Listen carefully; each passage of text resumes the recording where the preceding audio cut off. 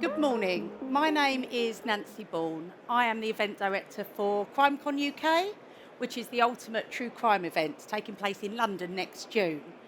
So I keep getting asked, what is CrimeCon? Well, I can tell you what it isn't. It isn't Comic Con. We don't go dressed up as our favourite serial killers, and we certainly aren't in lust of the gore and the macabre.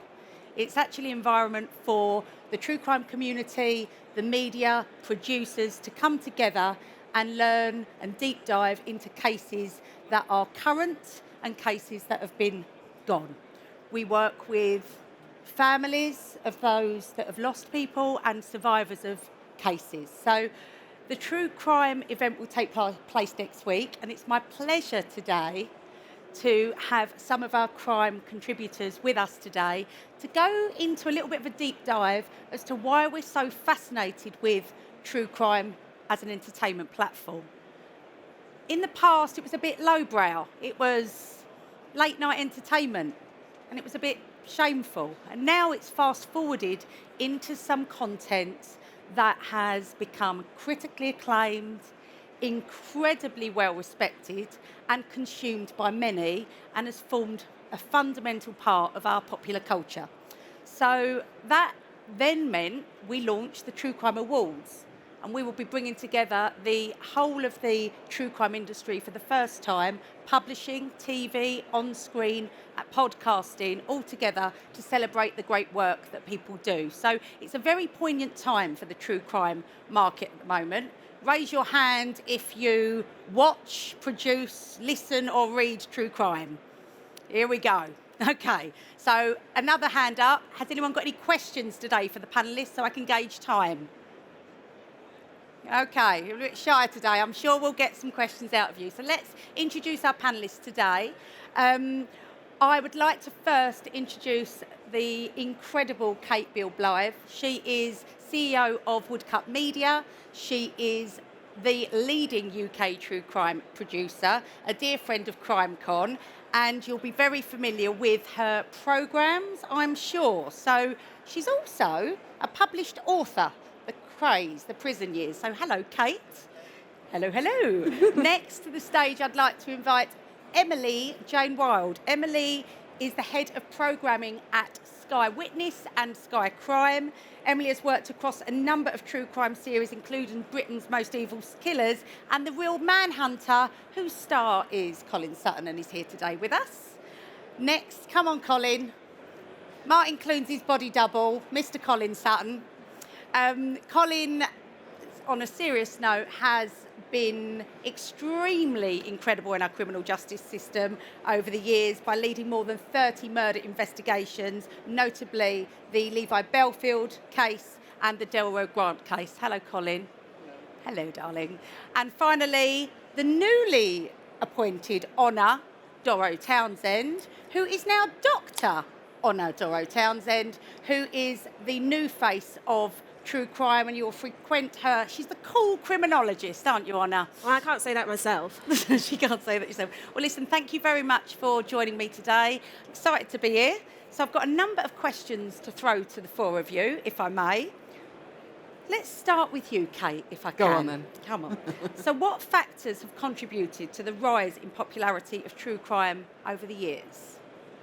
So I started making true crime programs in about 2009, when it was slightly more niche and perhaps bigger in the States than it was in the UK. And in sort of 2009, 2010, there were channels like Crime and Investigation or Discovery ID and very niche programs.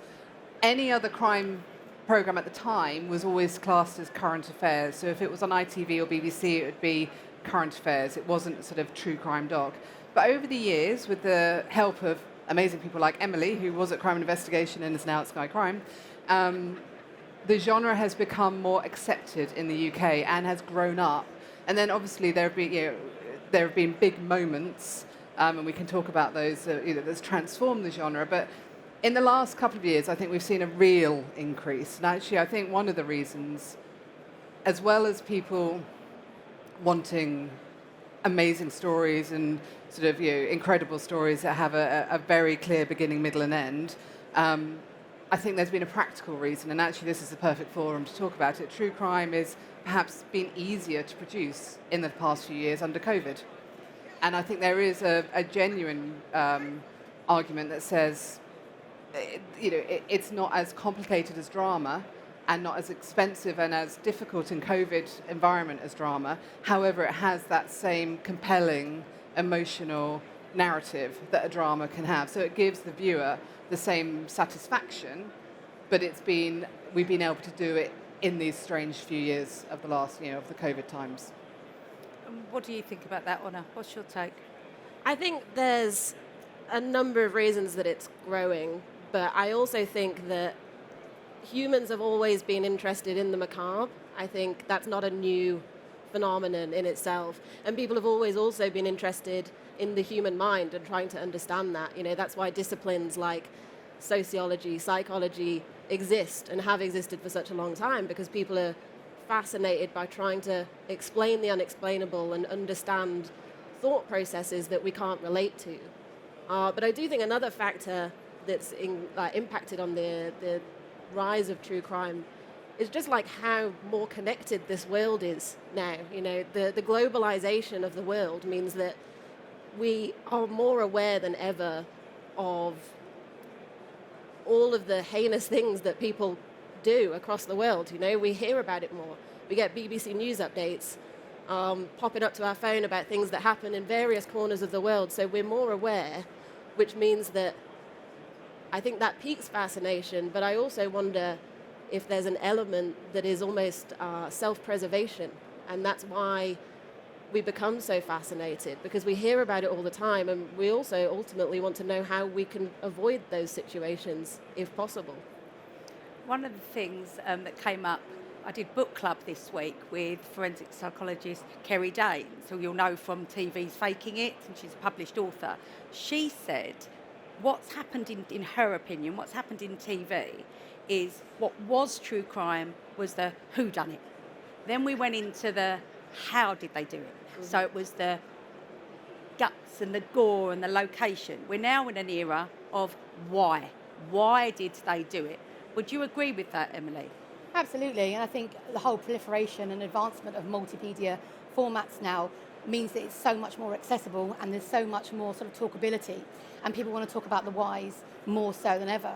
And I think what it means is it shines a light on society's values, and pretty much what you were saying, it shines a light on society's values, and they want to be a part of that. They want to know, they want to understand, they want to make sure that they're equipped and they understand what's going on around them to protect themselves.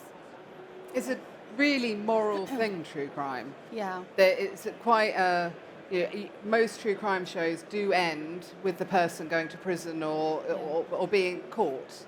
And so actually as a viewer you feel very safe at the end of a true crime program because you know justice has been served. And in a world that is chaotic, like the world we live in today, actually knowing that in these cases justice was served is quite comforting. And obviously, Colin, you're coming from it from a very different angle than these three. So what's your take on why it's rising so quickly? I think there's always been a fascination of ordinary people with the extraordinary. And they're looking into something which could happen to them, but thank the Lord didn't or doesn't. But in some ways, if you reduce it, it's a classic good versus evil type of thing. And as Kate says, the outcome is normally that the good guy wins in most true crime stories as it's depicted. I think where I think I disagree slightly with Kerry, I suppose. I think Kerry's right that it's about the why. But what I've been trying to do and what we try to do with The Real Manhunter and Revelation is to look at the how the good guys won. And I think that's a part of the story which again engages very well. So you've got people seeing these awful things that are alien to them, but, oh God, that could be me. And then you see the effect it has on the loved ones of the victims, and then you see the effect it has of these ordinary people who happen to be the investigators who resolve it. Okay, thank you. I'd like to go to a bit more of the programming side, if I may, and I'd like to come to Kate and Emily. What are the key considerations when acquiring and commissioning true crime content? I can take this one. Go on. But first of all, it has to have purpose and value. We're not looking for any sensationalist, salacious stories at all. It's got to have a purpose. It's got to have meaning.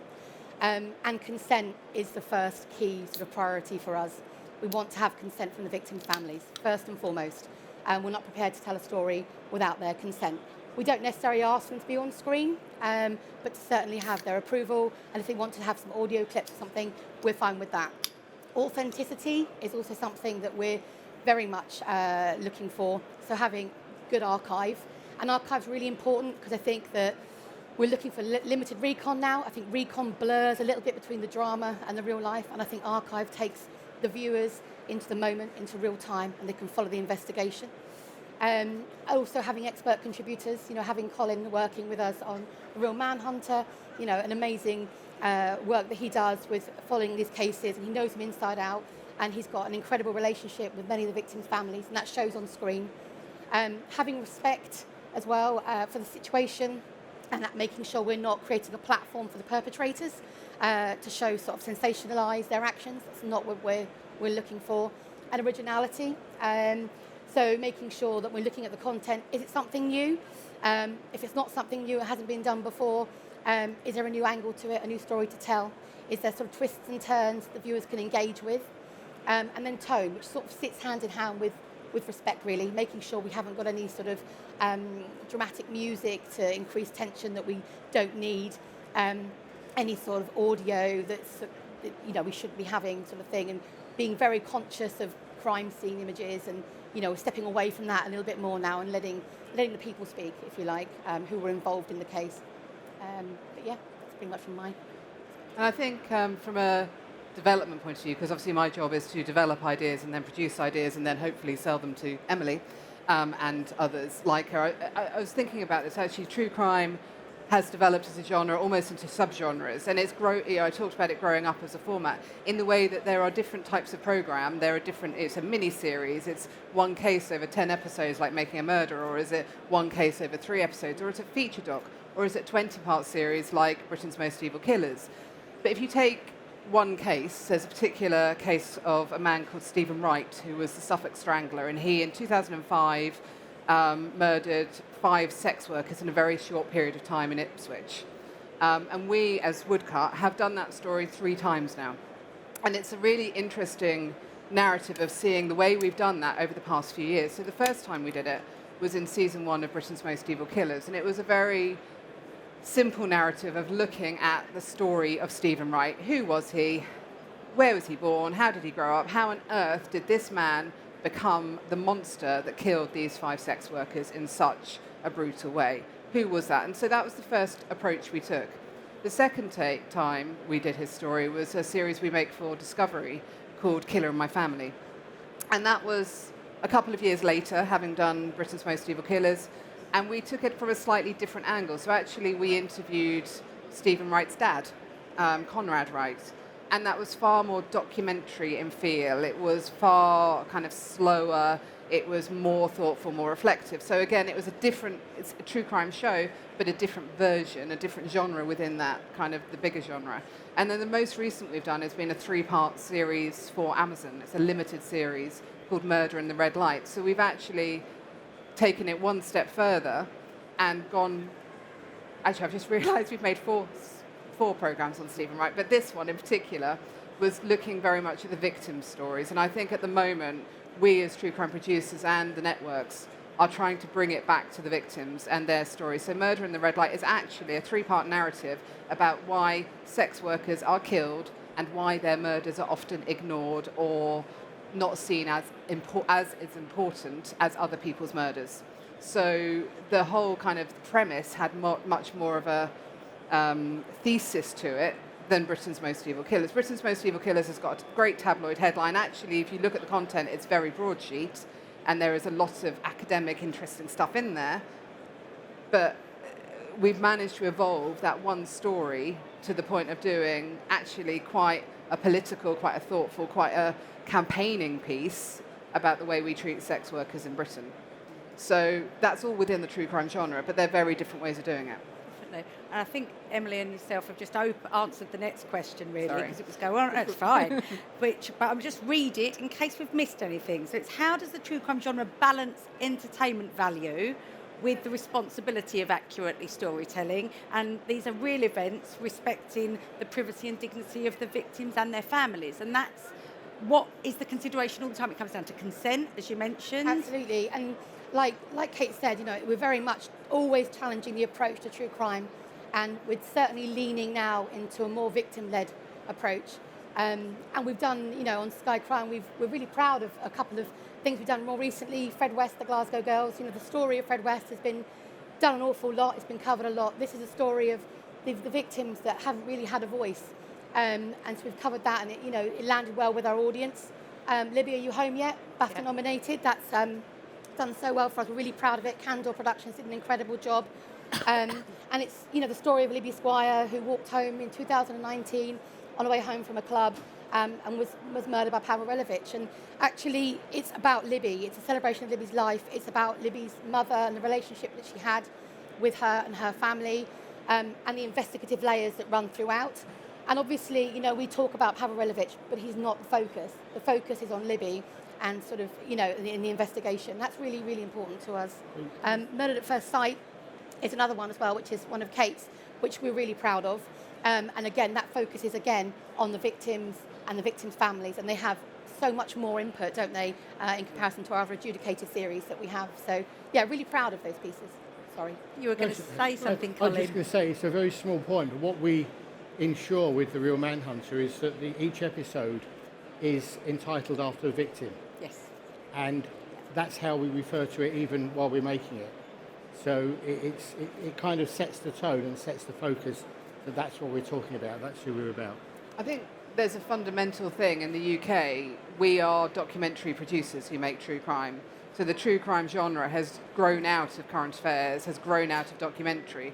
So as program makers, the production teams, the post teams are all used to making more serious docs and are more journalistic about it. So, as a sort of taking a journalistic approach, you tell the truth, you are fair, you are not biased. Those kind of, proper old school program making values and techniques, a lot of people who make true crime come from that background. In other countries, maybe in America, it's actually seen as more entertainment. So they don't necessarily have that kind of rigor of fairness and accuracy. And, obviously Ofcom is our North Star when making a program. So there are certain things we do. So that takes, that prevents us from making entertainment. What we make are true crime documentaries. I just had a quick point on that as well. I do think that there has been a positive move in the production world of creating more, at least consent for informed pieces. But I do still feel that there's like a way to go in that as well. I think there's space still for active involvement and active consultation, as opposed to, I'm not saying you guys specifically, just generally, sometimes there's, initial consent, but not necessarily victims' families seeing a preview of the show before it goes out, and sort of having active involvement in every step of that way, I think. Just pick up on that. First series of The Real Manhunter, we did the murder of Claire Bernal in Harvey Nichols, if you remember that one. When I spoke to Tricia, her mother, and of course I knew her from the past, she was okay about us doing the programme, but didn't really want to take part, and said, this has been gone through many times. So her attitude was, well, okay, what would you like this programme to say? How can you use it? Now, she's got a charity she's involved with which focuses on stalking and vulnerability of women. So she said, okay, well, there are minutes there in the programme that you can come on and you can talk about that, and we can give, make this the sort of flag bearer for your charity and slant the programme that way. So I think it is possible to be sensitive to what victims and their victims' families want and what they're saying, and yet you can still produce a decent TV programme and it can be a force for good at the same time. Yeah, working with victims' families at CrimeCon, we see a lot of the time the families want these stories to be told. They want to remember their loved ones. They want to force change if something has gone wrong in the system that's ended up with them losing someone. So when done correctly, it can be a force for good, I think. You know, and there is a practical thing. It's hard. You know, I'm not going to sit here and say it's really easy to get victims' families' consent. It's not. It's a really difficult thing for the production team to pick up the phone and say, can you please tell me about the worst day of your life when your daughter was murdered? That is tough, and that is a tough phone call to make and receive. So more often than not, actually, Emily, at the beginning, so something like Murdered at First Sight or even Britain's Most Evil Killers, we send Emily a shiny list of these are the cases we're going to do, this is how it's going to look, and then just as every week almost goes by, we say, oh, you know, Emily, you know that case you really liked? Can't do that one, I'm afraid. And the reason we can't, and they get knocked off, it's almost like a brand new list by the end of the season, is because even if somebody raises an eyebrow almost, we say, no, we're walking away. And there have been times, you know, it's only television. And it's not worth going and upsetting somebody who has already had the worst thing happen to them. Yeah. So it's working in partnership with the networks to say that we all understand that this is a process. So moving on to what this entertainment TV does to the viewer, how does the true crime genre, Colin, do you think, influence public perception of the criminal justice system and the concept of justice itself? Well, I think there are certainly factors in it that assist, and one of the big ones for me, because you know I've been given the opportunity to make programs that look very much from the point of view of the investigator, and that's not really, you know, hadn't really been done before, and has that advantage, I think, of reassuring that, you know, actually there are some good investigators and there are some good police officers there, and actually it's not, you know, we need things like that in these days to try and reinforce that message. I think it makes people feel safer to a degree because they think there's a deterrent effect of the certainty and it really is a certainty with murder. Murder's still, you know, the one crime which 85% or so are cleared up, are solved. So there's that to it. I think the difficulty with it, I think in some ways it can chip away at people's confidence in the criminal justice system with things short of murder. When you watch true crime programs and the captions at the end say that the sentence perhaps wasn't given that most people would expect, or charges weren't drawn, and that's not so much in the sort of stuff that we do in terms of murder and serious crime, but certainly if you're looking at the kind of, police interceptors, motorway cops, that sort of thing, there's a great feeling of, actually, is it all worth it, I suppose, and you know, that can have an effect of degrading confidence possibly, but I think on the whole it's a force for good, because I think it's people seeing that the system is there and will work if they need it. Do you agree with that, Honor? Kind of. I think it does serve to encourage skepticism, but I think my slightly differing opinion is that I think that skepticism is good. I think it shines a light on a lot of the institutions and systems that we have in the world, in this country, that are ineffective, and it creates an informed population. You know, people are more aware of the nuances of the issues within the police, within prison systems, and I actually think that's good, because I think that level of skepticism, as much as it might decrease confidence initially, is probably the only way that you're actually going to end up reforming those systems. I think, you know, society as a whole needs to recognize those flaws in order to collectively decide what is it that we're going to do to make these things better, for, you know, future protecting future people and ensuring minimizing victims. And so I think that's actually a good thing, in my opinion. I'm not sure that when you see footage of somebody in a stolen car doing 90 miles an hour through a town centre and then crashing it and getting 60 hours of unpaid work is necessarily a good thing for the criminal justice system. That's not what I'm saying, though. I'm saying that... But that's what they see.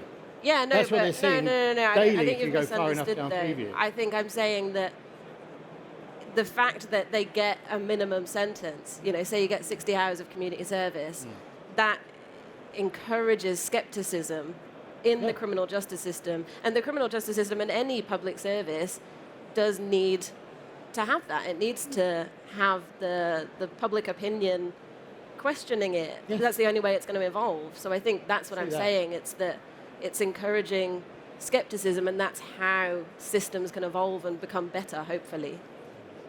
I was going to say about I don't think it's necessarily a bad thing sometimes to highlight things, and actually the police are often keen for us to highlight. So there's a feature doc we've just made for Amazon Prime Video called Confessions of a Psycho Killer, which is a documentary about a serial killer called Patrick Mackay, who is Britain's longest serving prisoner and was locked up in the 70s, put away for killing 3 people, but confessed to killing more.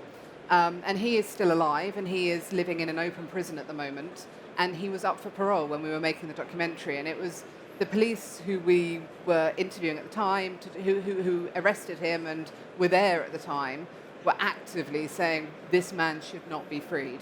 The local MP was saying this man should not be freed, and actually being able to talk about those issues, about the criminal justice system. This documentary became, although it was a documentary about a story that happened in the 70s, it was incredibly relevant today because this man was about to go for a parole hearing. And the newspapers were covering it, and we were talking to the police who were there at the time. And so actually, it can kind of almost do both things. It can be thankfully, you'll be glad to know he was refused parole. But it can highlight perhaps justice and injustice when done well. Yeah, and I'd say as well, I mean, we've only talked about instances where the justice system has been on the right side, but a lot of the time, as we know, that's not been the case, and there's errors, that happen in investigations that mean either, not long-term convictions, or it could mean wrong people getting convicted. I'm not saying that's a majority, but it does happen.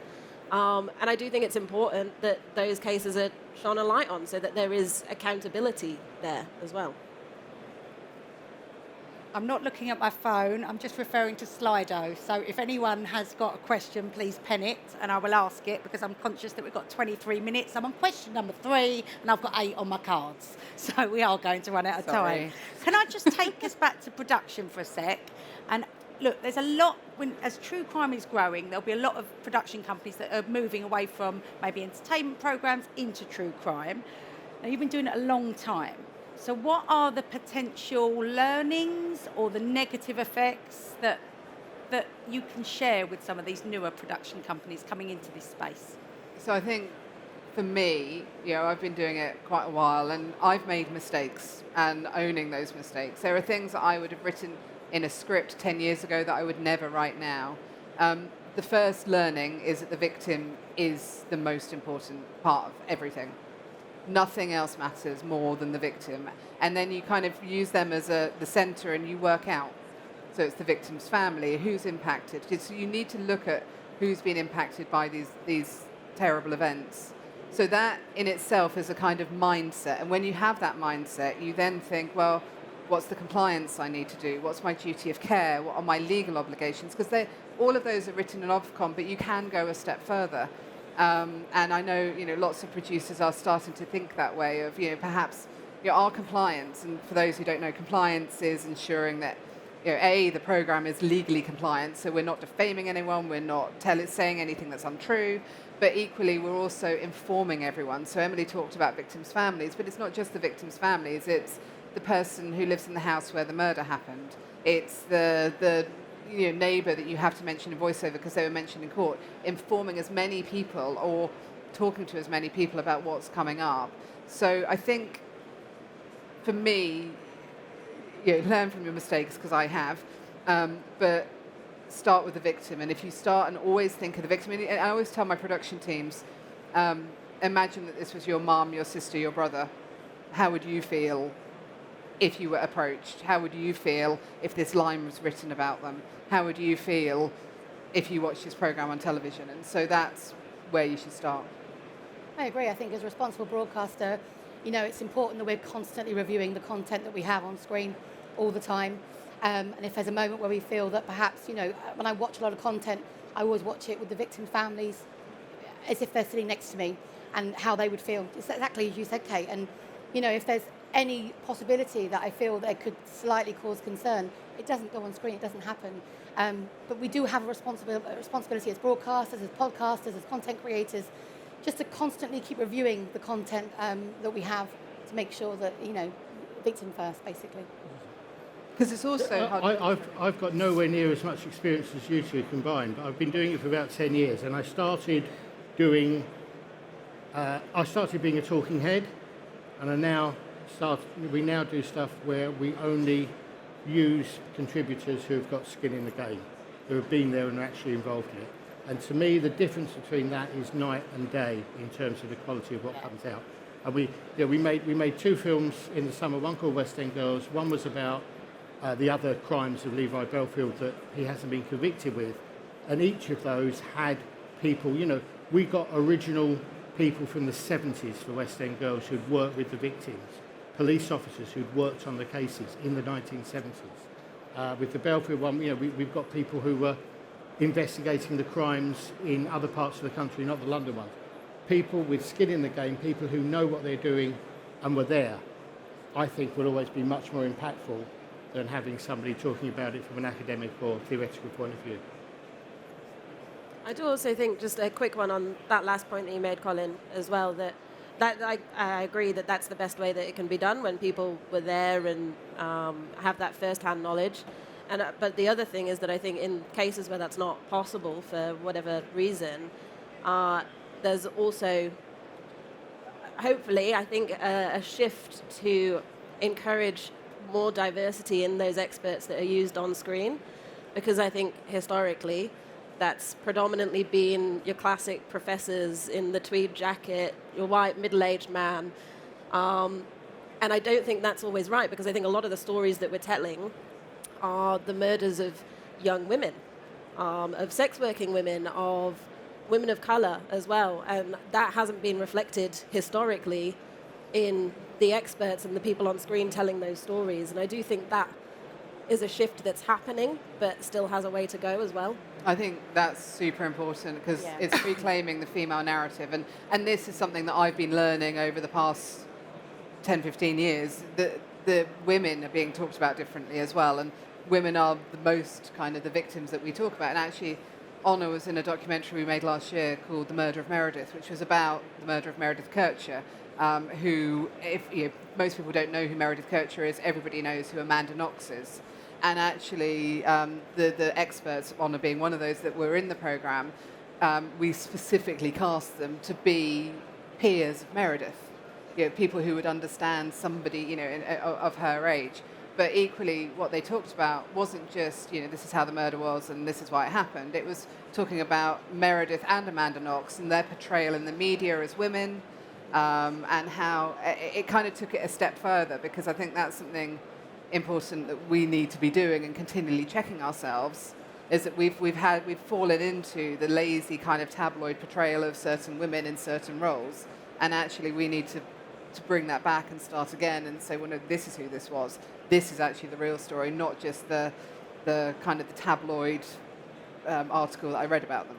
That actually brings me into the next thing I was going to say. Sorry, Nancy. That's fine. Was just because I think the other thing that probably needs to shift is that, the vast majority of murder victims are actually men, but the stories that we present most often are women. And I think that's because of the circumstances in which people are murdered. A lot of the times, the men who are murdered that we're talking about, there's a high proportion of them who might be involved in, for instance, gang crime and that kind of thing, and it's not considered entertaining, I suppose, because it's maybe a bit too real. But I do think there should be this push to... In criminology, we have something that we call the ideal victim. It's a theoretical perspective that says that essentially someone's more likely to get media coverage if they fit this ideal victim profile. And that's predominantly young women, predominantly white, who haven't been involved in things like sex work, haven't had issues with substance abuse, for instance. And they fit this ideal victim profile, which means that they're more likely to get, even if they're a missing person, they're more likely to get media coverage. And that is a problem. That's a huge problem. And I think there are so many true crime stories that aren't being told, so many families that aren't able to share the stories of their loved ones who have been murdered or another crime has happened to them because they don't fit that ideal profile. And I think that that's something that, I'm not saying across the board, there are shows that actively aim to do against that. You were mentioning Murder in the Red Light, and I know that that's specifically looking at women who are sex workers, how they're disproportionately targeted. But I do think that's another future step that needs to be considered. Those people who do not make those headline news stories, and it's really holding accountability to the press, because the stories are still engaging. You know, people still want to know what happened, families still want justice, and they're less likely to get them just because they're not matching those profiles. It's an interesting way of interesting way of phrasing. Ideal victim. Yeah, I know. Yeah, criminology's got me? some No. problematic terminology, but you know what I mean, though. I know You exactly what you mean. I know exactly what you mean. We've got 14 minutes left, so please use Slido and pen some questions to me. I just want to ask something around sort of mental well-being of true crime, right? Obviously, it's how it affects the victims, their families, and the viewers that are watching it. But obviously, there's a consideration for you, me, us, your teams, etc. So what are put in place and what considerations should be done there? You're smiling, Colin. You want to answer that? Is it golf? No, I don't. I mean, yeah, it's the fact that people who in their professions deal with traumatic circumstances and trauma and traumatised individuals can have an effect on those people is something which is very real. And it's something which, you know, obviously my background was in policing. It's something that policing has only come to very recently. Slightly, some of the other emergency services perhaps a little bit before us, but nevertheless, it's something that in my day, and certainly when I started policing, which was 40 years ago, it was kind of done in the pub and done, you know, man up, probably in those terms in those days. So I think it's right that there is a recognition of the potential for people in this industry who are working with these things. Because, you know, we can be making a TV program and we're looking at stuff. It can be images or it can be text, but it's something that myself and my former colleagues who are taking part in the program are quite comfortable with using. But to somebody who's been working as a journalist or in TV, then maybe that's completely shocking. And I think all of us have got a duty to make sure we look after people that we work with. Certainly takes its toll, doesn't it? From a production point of view, you know, TV as a whole, and I'm sure everybody recognises television as a whole as an industry, we have a huge mental health issue. That as something like 75 to 80% of people who work in television identify as having mental health problems. So we have a high bar, and then layering true crime on top of that is another kind of, it's hard. I've made a lot of true crime, and it's hard. You may go golfing, I go singing. That's my release, and we need releases. But actually, at Woodcut, we do take it very seriously. We have regular check-ins with the team. A number of us, about 10 of us, became mental health first aiders last year. So we underwent a training course, each of us, to become that kind of first point of contact if somebody is having a problem. It kind of, it has always been bubbling under the surface, and we're now thankfully talking about it more, but COVID really shone a light on it, because in COVID times, we all went home, and specifically a lot of the younger team members went to their bedrooms. So they were researching or editing or looking at true crime stories in their bedrooms where they sleep. And that has had, that kind of highlighted what was already kind of starting to bubble. But actually, we really then, have to address it. And there are certain things, even now, because we're quite flexible and hybrid working, there are certain people who are saying, right, please come into an office, because we don't want you to be in your bedroom looking at this story. And, and we do make mistakes. We're absolutely not perfect. One of the big things is crime scene photographs for our editors. And that, there have been accidents and mistakes where an editor or a junior editor or an edit assistant has seen something that they shouldn't have done. The Americans, for example, you say, can you send us all the files on this show? And you get sent an email with a load of stuff in it from the police officer who is relatively desensitized. Especially the Americans are quite bullish about about it. And they'll send a file, and then suddenly you open it up, and there are all these bloody crime scene photos. And trying to work through those mistakes and produce protocols to stop that happening again, I think it's a work in progress. There's no way I can sit here and say, we're amazing, we're brilliant, we've got mental health sorted. We haven't, but we recognise that it's a thing that we need to keep doing and that we need to keep talking about. And actually, people like Sky have been brilliant. You know, you helped us with certain courses, and there are helplines that we can phone that are on the call sheets, and the TV and film charity, you know, their mental health toolkit. If you haven't looked at the mental health toolkit online, have a look, because we now implement that on our productions. But it's the beginning of the conversation. We're not there. We're not perfect. Yeah. I'm just going to ask, has people typed in questions to Slido, and I'm not seeing it. So, David, can you help me, please? Thank you. So I'm obviously good at running events and can't work a phone, so apologies. So we'll just figure that one out so I can ask your questions. Anna, have you got a question for one of the panellists?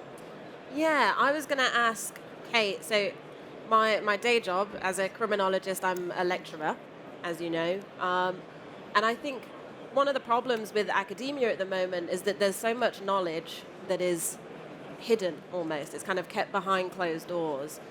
But aside from directly engaging in the terms of being like a talking head on a production, I'm curious, in your opinion, what more can academics, myself included, do to ensure that when you're creating productions, that knowledge is accessible and utilized? So, okay. Tricky question, my bad. It's a tricky question, but interesting. I think I've always thought of true crime as female specialist factual. So specialist factual programming historically has been sort of history, science, engineering, kind of what you'd see as blokey stuff. And I always thought true crime is actually a way of females and women reclaiming the kind of academic space. And a lot of our work is underpinned by experts like yourself. But the thing that happens is each one has a compelling story. So it's finding compelling stories to marry with that academic notion. So Murder in the Red Light being a really good one. You know, there's a thesis of sex workers are undervalued and ignored by police and the media. That's the academic theory, and let's find a story to marry that too. So it's finding those stories that match those theories, because that's what we want to do, is tell stories and people want to watch them. Thank you. I've got this to work. Fantastic. Thank you, David. I'm going to whiz through these. Keep an eye on the clock, guys. So we've watched true crime come through the who, why, what, as I mentioned, and now we're looking victim-centric. What do you think where do you think the genre is going next? What's the future of true crime? Certainly from Sky's point of view, we're very much looking at the victim-led approach and the storytelling, and it's all about the storytelling and trying not to fall back into the, I mean, you know, obviously there's a place, and there has been a place for sort of killer profile content, but I think we are really trying to step away from that and going back to what Anna said, you know, there really needs to be a lot more representation on screen, and we've got, you know, in terms of what the content we have on Sky, it's interesting, we have a piece on the Millbrook twins who went missing in the US many years ago. At the same time, they went missing, and there were, two young black women, they went missing, and then at the same time, an American young blonde white woman went missing, and the media press attention was all on, and it's heartbreaking listening to the family. So I think there needs to be a lot more focus on that as well, just keeping victim always front of mind. I think there's maybe a genre sort of development. I think that's what's been happening over the last few years. So it's not just sort of the focus, it's about the kind of style or the genre or the type of... So in the way that there was the true crime genre, there are now subsections within it. And I think that's going to continue evolving over the next few years. Colin, one for you. Do you think true crime is too enthusiastic to glorify the police? Sorry? Do you think true crime is too enthusiastic to glorify the police? No, I don't think it's too enthusiastic. I think glorify is a sort of value-laden word anyway. That I couldn't say that. I think it's useful, as I said earlier, for the genre to give access to people to understand how investigations work and how policing works. I think it has a use in that. I think it's just as likely to highlight failings as it is to highlight successes. Because when you look at high-profile cases and the sort of cases that are used in the sort of stuff that we do, it's never a smooth path. There are ups and downs and mistakes are made, and I think there's a duty on us as storytellers to tell that side of the story as well. So I don't think it's used to glorify anything, no. Thank you. As a postgraduate who does not have any experience yet, what advice do you have for someone passionate about this career path? Presuming the career path, you're not looking to be a police officer, you're looking to... Or a serial murderer. No, certainly not a serial murderer, no. Looking to go into... Television. So contact as many people as you can. Just keep emailing, and if they don't reply, email again next week. And if they don't reply, email again next week. Or grab Kate in a minute. I know. And it really is the right desk on the right day, and the job will be there. You know, it's perseverance with luck. You make your own luck, but just keep going. How do panellists feel about fictionalisation true crime in scripted TV, both in terms of accurate portrayal and also taking account of victims and their families? Fictionalising true crime. Well, yeah, I mean, I've been involved in that, and my experience of it was that it was done with sensitivity and care, with the absolute support of the families involved. But I have to say that there have been instances of dramatised true crime, if you like, where families have been ignored in the past. And I certainly wouldn't want to be part of that and don't think that should happen. And I also know that I was given an awful lot more input into how that programme went and how it was portrayed and even how it was dressed and all sorts of things, and the script. That many people in my position don't get. And, you know, I've spoken to people who have written a true crime or true crime related book. It's been made into a drama, and they said, I signed the piece of paper and I got the check and then I saw it on the screen. And that wasn't my experience. I was involved from the beginning to the end. So, it's another way of telling the story in a glossier, slicker way, I suppose, and much more expensive way. It has its place, and I think I quite like what ITV are doing, whereby they'll run a dramatised true crime story, and then run a documentary the day after, immediately afterwards, with the real people and the real story, if you like. Because I think that helps to reinforce how authentic and how true their representation was. Okay. I have to admit, I don't watch true crime drama. From a mental health point of view, it's a step too far for me. Same. I watch lighter things. I don't like dramatized. I think I disagree with it morally. I think you can make crime dramas without it having to pull on the specifics of real cases, of real stories, of real lives, because historically, again, I think it's getting better. As Colin said, there are instances where people are really involved. But I think, some of the biggest recent dramas, things like Dharma on Netflix, that got a huge backlash because they did not inform every person who was represented in that show. So the first that some people knew of it was that they were seeing someone depicting themselves talking in court about the murder of their brother, and they had no idea that this was even happening. And I just think, can you make a drama about a serial killer without it having to follow the specifics of an actual case? I don't know why that would necessarily need to happen. Having sat in the room, even for a fictional drama, almost everything that takes place is from real life. These people have got amazing encyclopedic knowledge of true crime throughout the world, and they'll take a piece from here and a piece from there and a piece from there. But that's perhaps more sensitive than just doing the exact details of Dennis Nilsen, for instance, or Jeffrey Dahmer. Maybe you can take inspiration from elements, but I don't know that I believe you have to dramatize it, because I do think that's closer to the glorification. There were people going around talking about how attractive Evan Peterson, who played Dharma, was There's like, the Dharma glasses. Yeah. Isn't it? Everyone, yeah, I've got my and, Dharma like, glasses on today. That's Yeah. hugely problematic. Like that's Yeah. that's not okay. I don't know why that would even really be necessary to tell that story, in my opinion. Thank you. Sorry. No, don't be sorry. As you can see, there's a lot we can talk about with true crime, and the conversation goes on and on. So if any of your questions didn't get asked, please feel free to just come and grab us and ask us a question. We'll be happy to answer. We must get off the stage, otherwise we will muck the programme up for today's event. But I would like to let you all know that if you are interested in true crime and that you want to come to CrimeCon next month, as a partner of this event, we would be delighted to welcome you as our guest. You can come and see Colin speak, and you can come and see Honor speak, you can come and see Sky Crime's live panels, and you can come and see Woodcut Media's live panels, and you can see me muck up a phone and not be able to take Slido questions again. So we would love to welcome you. Come and see David. He can take your details, and I'll be happily to offer all of you complimentary tickets. Thank you very much. Can we thank our panellists, please?